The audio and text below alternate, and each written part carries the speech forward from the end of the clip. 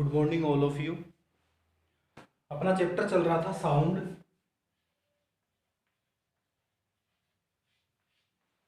Sound के बारे में देख रहे थे।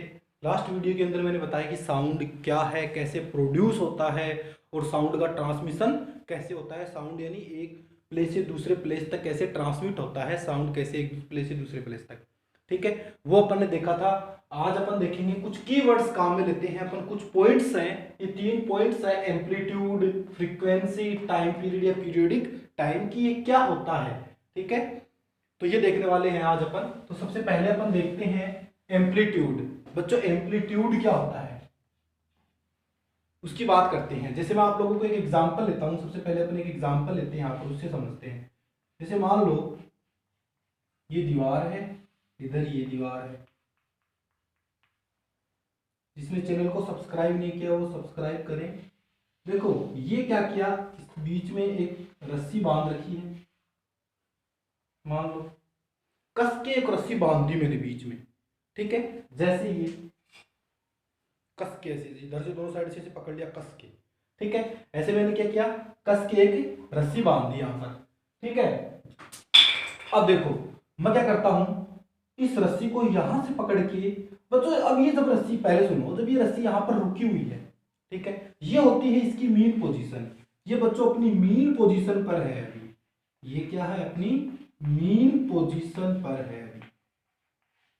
ठीक है, जब मैं इसको इसकी मीन पोजीशन से डिस्प्लेस करता हूं, यानी इसको पकड़कर ऐसे थोड़ा ऐसे नीचे लेके आ जाता हूं, मतलब इस पोजीशन में लेके आ जाता हूं ऐसे। इस वाली पोजीशन में मान लो अगर मैं उसको लेके आता हूं इस रस्सी को, ठीक है, लेके आया, बाद में मैंने क्या किया, यहां से पकड़ के फिर इसको छोड़ दिया, तो क्या होगा, ये ऊपर जाएगी ऐसे।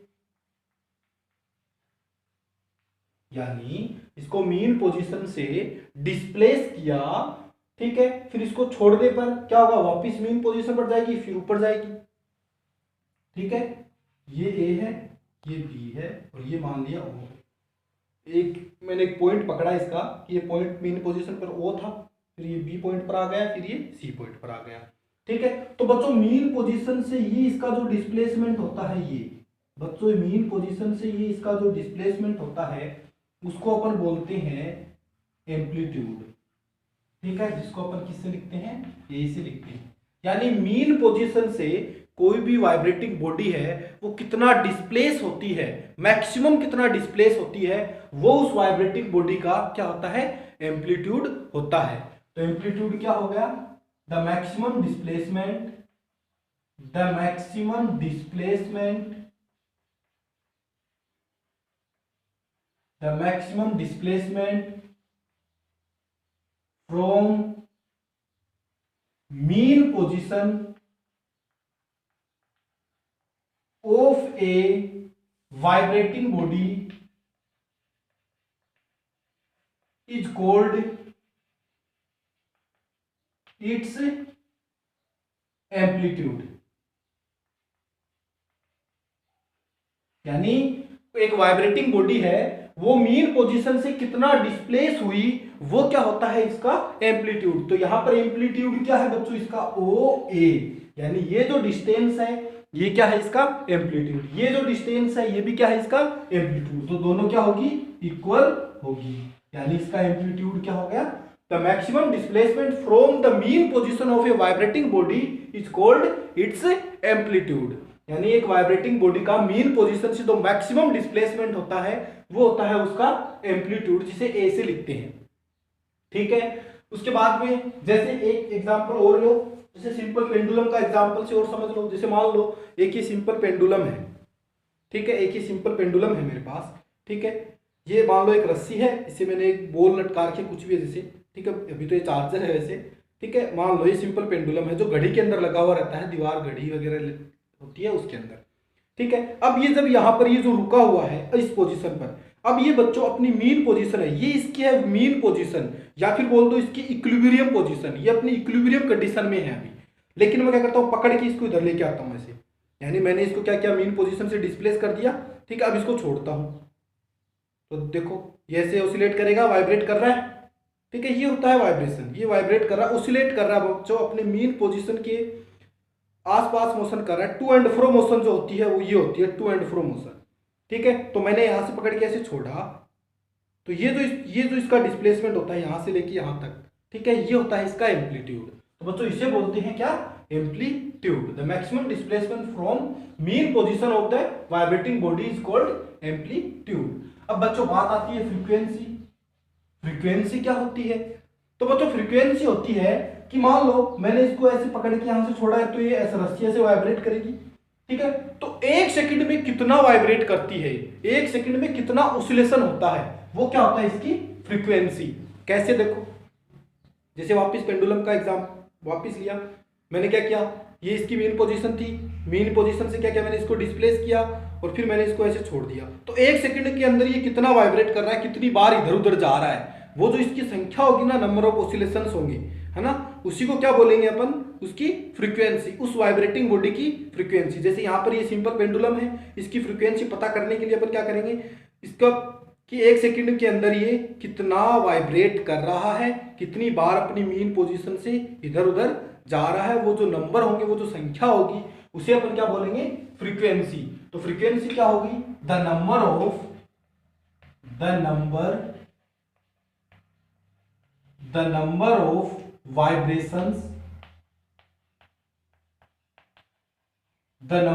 vibrations completed in 1 second is called the frequency of that vibrating body।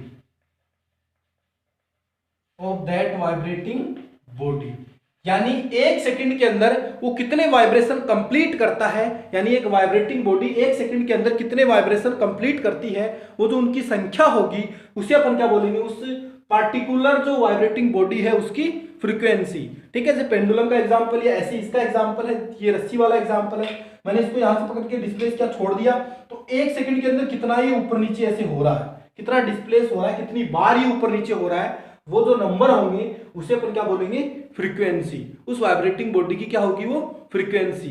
ठीक है, जैसे गिटार के अंदर वायर होते हैं, स्ट्रेच्ड वायर होते हैं, जो अपनी गिटार होती है बच्चों, उसके अंदर साउंड कैसे प्रोड्यूस होता है, वो उसके अंदर स्ट्रेच्ड जो वायर होता है उसके कारण साउंड प्रोड्यूस होता है। जैसे अपन गिटार को जब ऐसे बजाते हैं तो ऐसे वो उसके वायर ऐसे छूते तो वो आवाज करते हैं, वाइब्रेट करते हैं, वहीं से साउंड प्रोड्यूस होता है। ठीक है, तो गिटार के अंदर बच्चों जो साउंड प्रोड्यूस होता है वो स्ट्रेच्ड वायर के कारण होता है, और ढोलक के अंदर जो होता है वो स्ट्रेच्ड मेम्ब्रेन्स के कारण होता है, यानी उसके ऊपर अपन चमड़े का वैसे लगा के रखते हैं, उस पर अपन मारते तो वाइब्रेट करता है।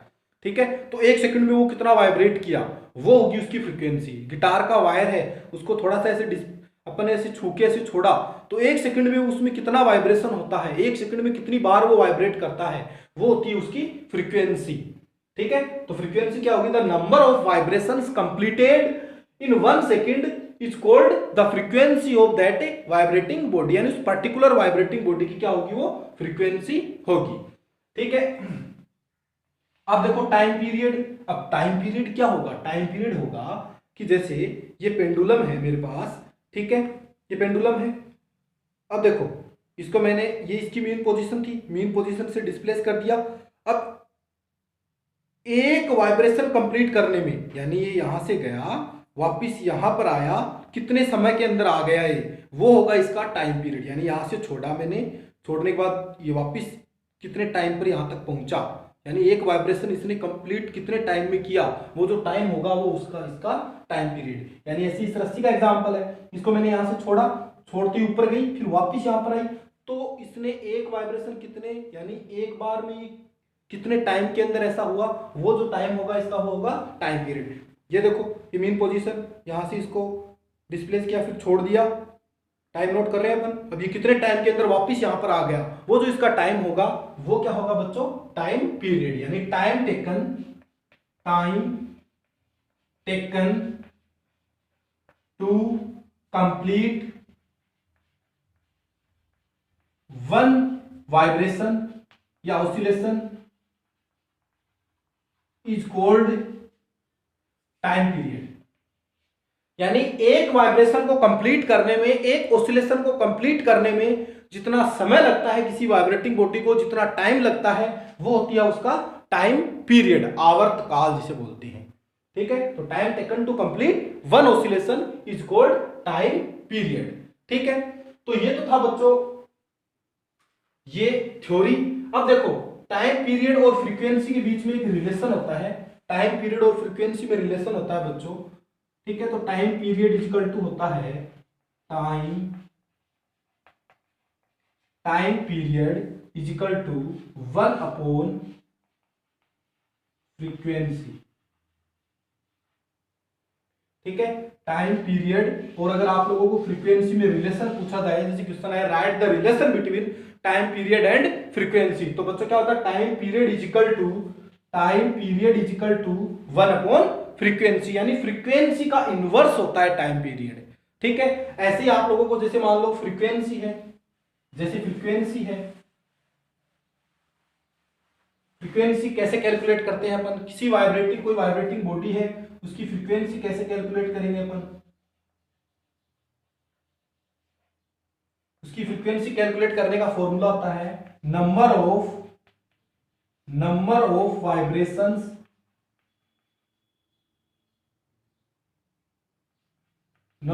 Vibrations upon total time taken. यानी जैसे मान लो 2 सेकंड तक कोई बॉडी को अपन वाइब्रेट करा रहे हैं, तो 2 सेकंड के अंदर उसमें कितने नंबर ऑफ वाइब्रेशंस है, ठीक है, वो अपन को पता है, तो अपन उसकी फ्रीक्वेंसी निकाल सकते हैं। ठीक है, तो ये होता है बच्चों फ्रीक्वेंसी का फॉर्मूला। फ्रीक्वेंसी होती है frequency is equal to number of vibrations upon total time taken. ठीक है, उसके बाद में फ्रीक्वेंसी होती है, उसकी यूनिट होती है, या तो इसको अपन बोल सकते हैं वाइब्रेशंस पर सेकंड। ठीक है, और इसी को जो ऐसा यूनिट बोली जाती है वो होती है हर्ट्ज, जिसको एच जेड से लिखते हैं। ठीक है, अगर आप लोगों को पूछा जाए व्हाट इज द ऐसा यूनिट ऑफ फ्रीक्वेंसी, तो वो क्या होगी हर्ट्ज, वाइब्रेशन पर सेकंड, और इसी को क्या बोला जाता है बच्चों हर्ट्ज। ठीक है, तो फ्रीक्वेंसी का फॉर्मूला क्या हुआ number of vibrations upon total time taken. ठीक है, ये इसकी यूनिट होगी। टाइम पीरियड, तो टाइम पीरियड क्या हुआ बच्चों 1 फ्रीक्वेंसी, और टाइम पीरियड की जो बच्चों यूनिट होती है, यूनिट का मतलब होता है उस ये जो टाइम पीरियड है इसको किस में मेजर करते हैं अपन, किस में मापते हैं, वो होती है इसकी यूनिट। तो टाइम पीरियड की जो यूनिट होती है बच्चों वो होती है सेकंड काम में लेते हैं अपन, और इसकी जो यूनिट होती है बच्चों ये होती है क्या वाइब्रेशन पर सेकंड या फिर हर्ट्ज, एच जेड। आप लोगों को ये लिखा हुआ मिलता है लगभग तो हर्ट्ज, तो आप लोगों को पहचाना कि वो क्या है इसकी फ्रीक्वेंसी है। देखो सबसे पहले अपन ने एम्पलीट्यूड देखा, तो एम्पलीट्यूड क्या था the maximum displacement from the mean position of A vibrating body is called its amplitude. ठीक है बच्चों, इसको ए से लिखते हैं और इसकी यूनिट होती है बच्चों मीटर, यानी डिस्प्लेसमेंट होता है कोई डिस्टेंस होती है उसको अपन मीटर में ही मापते हैं, तो वो क्या हो इसकी यूनिट मीटर। फिर फ्रीक्वेंसी क्या है the number of oscillations in 1 second is called its frequency, यानी एक वाइब्रेटिंग बॉडी है वो 1 सेकंड में कितनी बार ऑसिलेट करती है वो क्या होती है उसकी फ्रीक्वेंसी। तो फ्रीक्वेंसी इज इक्वल टू होता है नंबर ऑफ वाइब्रेशंस या number of oscillations upon total time taken, इसकी यूनिट होती है वाइब्रेशन पर सेकंड या फिर हर्ट्ज। ऐसे ही बच्चों अपने पास टाइम पीरियड है, तो टाइम पीरियड क्या हुआ time taken to complete 1 oscillation, यानी एक ऑसिलेशन कंप्लीट करने में कोई भी वाइब्रेटिंग बॉडी है उसको कितना टाइम लगता है वो क्या होगा उस पर्टिकुलर वाइब्रेटिंग बॉडी का टाइम पीरियड या पीरियोडिक टाइम भी बोलते हैं, जिसे इसका फॉर्मूला इसमें रिलेशन होता है time period is equal to 1 frequency. ठीक है, इसकी यूनिट होती है सेकंड। ठीक है, तो जैसे एक सवाल करते हैं अपन को दे रखा है कि एक म्यूजिकल इंस्ट्रूमेंट्स है, जैसे मान लो कोई गिटार है, ठीक है, एक म्यूजिकल इंस्ट्रूमेंट्स है, वो सवाल दिया अपन को ए म्यूजिकल, ध्यान से सुनना सवाल, a musical instruments complete 200 oscillations 200 vibrations दिया है। A musical instruments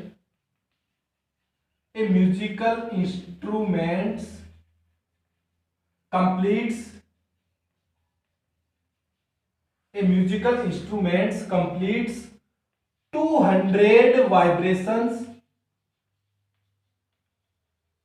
in 4 seconds, then calculate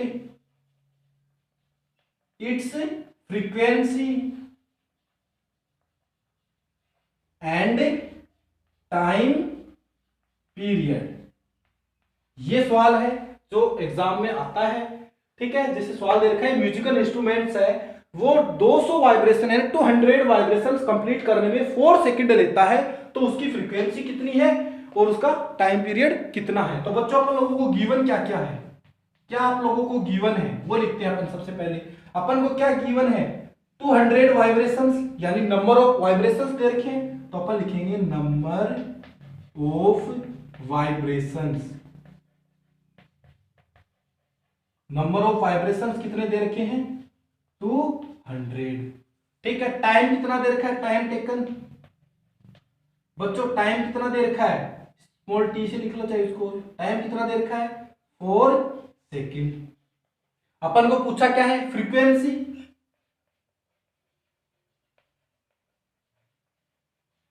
frequency पूछी तो फ्रीक्वेंसी का फॉर्मूला क्या होता है, number of vibrations, number of vibrations upon total time taken. ये होता है बच्चों फ्रीक्वेंसी का formula, number of vibrations upon total time taken, ठीक है। तो फ्रीक्वेंसी निकालनी है, इसको बच्चों एफ से लिखते हैं अपन, ठीक है। तो नंबर ऑफ वाइब्रेशंस कितने दे रखे हैं, फॉर्मूले में जो वैल्यू, जैसे मैथ के अंदर आप लोग वैल्यू रखते हो फॉर्मूले के अंदर, वैसे वैल्यू रखो। नंबर ऑफ वाइब्रेशंस कितने दे रखे हैं 200, ठीक है। टोटल टाइम टेकन कितना दे रखा है 4, ठीक है। तो बोलो क्या आएगा, इसको इससे डिवाइड करो, क्या 50 आएगा, इसको इससे डिवाइड करेंगे तो सही है 50 हर्ट्ज, ये चीज की यूनिट। तो ये कितना आ गया बच्चों 50 हर्ट्ज, ठीक है। अब ये तो हो गया अपना फ्रीक्वेंसी का आंसर। अब है टाइम पीरियड का, तो टाइम पीरियड कैसे निकालेंगे, time period, time period, time period equal to होता है 1 अपॉन फ्रीक्वेंसी। तो बच्चों क्या आएगा 1 अपॉन 50, फ्रीक्वेंसी कितनी आई अपने पास 50, तो 1 अपॉन 50 सेकेंड। इसको अगर आप लोग पॉइंटों में कैलकुलेट करना चाहो तो 1 से डिवाइड कर लो, आगे भी इसकी कैलकुलेशन कर सकते हैं अपन। तो क्या आ गया 1 अपॉन 50, ऐसे कर सकते हैं अपन ये सवाल, ठीक है। देखो लो दोबारा कि एक म्यूजिकल इंस्ट्रूमेंट्स है, वो 4 सेकंड के अंदर 200 वाइब्रेशंस कंप्लीट करता है, ठीक है। तो अपन को कैलकुलेट करनी है उसकी फ्रीक्वेंसी और टाइम पीरियड। तो अपन को जो जो चीजें गिवन है, कभी भी अपन न्यूमेरिकल करेंगे बच्चों, तो सबसे पहले न्यूमेरिकल करने का यही तरीका है कि सबसे पहले अपन को गिवन क्या क्या है वो चीजें अपन लिखेंगे। तो गिवन क्या है, नंबर ऑफ वाइब्रेशंस जो कितने दे रखे हैं 200, ठीक है। टाइम कितना दे रखा है 4 सेकंड। अब अपन को कैलकुलेट क्या करना है, फ्रीक्वेंसी। तो अपन देखते हैं जो चीजें गिवन है और जो चीजें कैलकुलेट करनी है उन तीनों में क्या रिलेशन है, उन चीजों में क्या रिलेशन है। तो फ्रीक्वेंसी क्या होती है, number of vibrations upon total time taken. तो नंबर ऑफ वाइब्रेशंस कितने दे रखे हैं 200, तो नंबर ऑफ वाइब्रेशंस की जगह कितना लिख दिया 200। टोटल टाइम टेकन कितना दे रखा है 4, तो ये क्या लिख दिया 4। जब इसको मैंने डिवाइड किया तो ये कितना आ गया 50 हर्ट्ज, ठीक है। वैसे ही टाइम पीरियड क्या आ गया, टाइम पीरियड होता है 1 अपॉन फ्रीक्वेंसी, तो ये क्या 1 अपॉन फ्रीक्वेंसी यानी 1 अपॉन 50 सेकेंड, ठीक है। इसको आगे भी आप लोग कैलकुलेट कर सकते हो डिवाइड करके, ठीक है। ये तो ये सवाल है। अब एक सवाल अगला ये दे रखा है कि एक कोई भी वाइब्रेटिंग बॉडी है बच्चों, कोई भी एक वाइब्रेटिंग बॉडी है, ठीक है। उसकी अब आप लोगों को दे रखी है फ्रीक्वेंसी, कोई भी एक वाइब्रेटिंग बॉडी है उसकी आप लोगों को फ्रीक्वेंसी दे रखी है, ठीक है। बोला है कि इफ, क्वेश्चन नंबर 2 ध्यान से देखना, इफ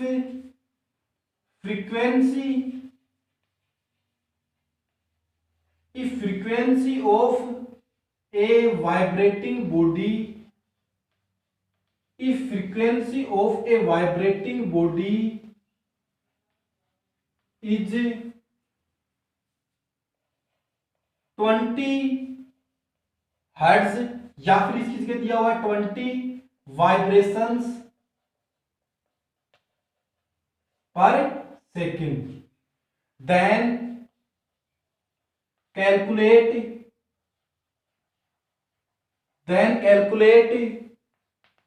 इट्स टाइम पीरियड। यानी आप लोगों को बोला है कि ये कोई वाइब्रेटिंग बॉडी है, उसकी फ्रीक्वेंसी ये है, तो उसका टाइम पीरियड कितना होगा। ठीक है, तो अपन वापिस वही करेंगे। गिवन क्या है, गिवन, तो गिवन क्या है बच्चों, फ्रीक्वेंसी। ठीक है, फ्रीक्वेंसी कितनी दी हुई है, बोलो 20 हर्ट्ज। बच्चों आप लोगों को फ्रीक्वेंसी दी है 20 हर्ट्ज, या उसकी जगह बोल सकता है वाइब्रेशंस पर सेकेंड। ठीक है, आप लोगों को पूछा क्या है, टाइम पीरियड। तो टाइम पीरियड में फ्रीक्वेंसी में क्या रिलेशन होता है, 1 अपॉन फ्रीक्वेंसी। फिर क्या आ गया, 1 अपॉन 20। ठीक है, ये तो ऐसे कर रहे हैं आप लोगों को सवाल की यूनिट क्या होगी, सेकेंड। ठीक है, तो ये है बच्चों अपना आज का टॉपिक। तो आप लोग सवाल्स की ट्राई करें, क्वेश्चंस की ट्राई करें। मैं आप लोगों को नोट्स के अंदर क्वेश्चन दूंगा, उसकी ट्राई आप लोगों को खुद करनी है, और यहाँ पर भी वीडियो को पॉज करके आप लोग ट्राई करें। ठीक है, तो आज के लिए बस इतना, बाकी रहेगा नेक्स्ट डे। Thank you.